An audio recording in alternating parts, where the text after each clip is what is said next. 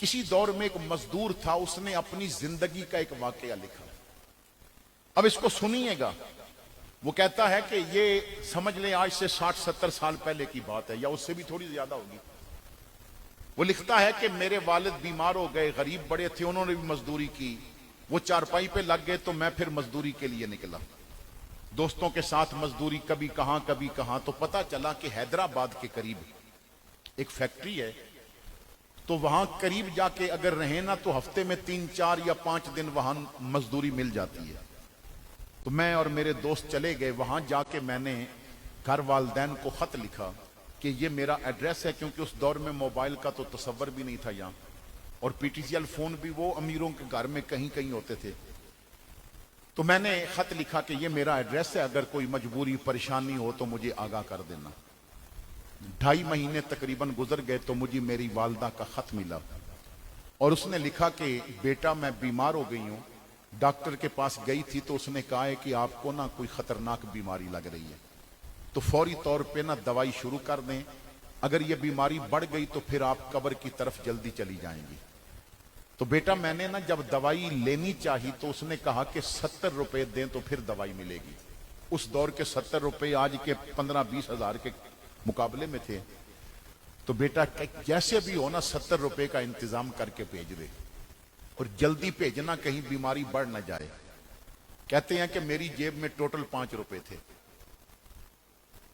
مزدوری بھی بڑی کم تھی. اس دور میں نا اچھا جو ملازم ہوتا تھا اس کی تنخواہ 15 روپے 20 روپے ہوتی تھی.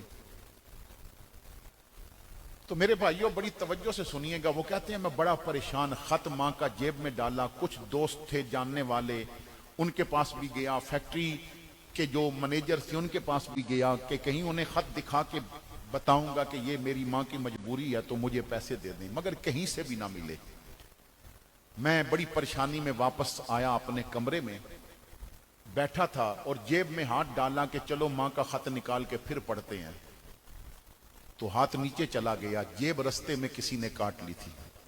وہ جو 5 روپے تھے وہ بھی چلے گئے اور خط بھی چلا گیا. میں بڑا رویا کہ 5 روپے ہوتے تو وہی بھیج دیتا. پھر آہستہ آہستہ تھوڑے تھوڑے کر کے بھیجتا رہتا. میں بہت پریشان ہو گیا، دن رات پریشانی میں. ماں کیا سوچتی ہوگی کہ اس نے میرے لیے 70 روپے بھی وہ نہیں بھیج سکا. کہتے ہیں 2 ہفتوں کے بعد مجھے ماں کا خط ملا. میں نے نا ڈرتے ڈرتے پہلے تو خط ہی نہیں کھولا کہ ماں نے لکھا ہوگا بیٹا 2 ہفتے ہو گئے تو نے ابھی تک پیسے نہیں بھیجے. خیر میں نے خط کھولا تو ماں نے نا سلام کے بعد کئی دعائیں لکھ کے کہا تھا بیٹا جیتا رہ، تیرے بھیجے پیسے مجھے مل گئے. میں نے دوائی لی ہے، میری بیماری کافی بہتر ہو گئی ہے، میں صحت مند ہو گئی ہوں. بیٹا مجھے پتا ہے تو مزدور ہے، پتہ نہیں کیسے تو نے پیسے اکٹھے کر کے مجھے بھیجے ہوں گے. میں خط رکھ کے سر پکڑ کے بیٹھ گیا. یہ احسان مجھ پہ کیا کس نے ہے؟ وہ کون ہے جس نے میرے نام سے میری ماں کو پیسے بھیجے؟ میں 2 دن سوچتا رہا. تیسرے دن مجھے ایک اور خط ملا جس پہ میرا ایڈریس تھا، بھیجنے والے کا نام اور ایڈریس نہیں تھا. اس نے سلام کے بعد لکھا. میں نے کہا تجھے بتا دوں تو پریشان ہوگا کہ تیری ماں کو پیسے کس نے بھیجے. میں وہی جیب کترا ہوں جس نے تیری جیب کاٹی تھی.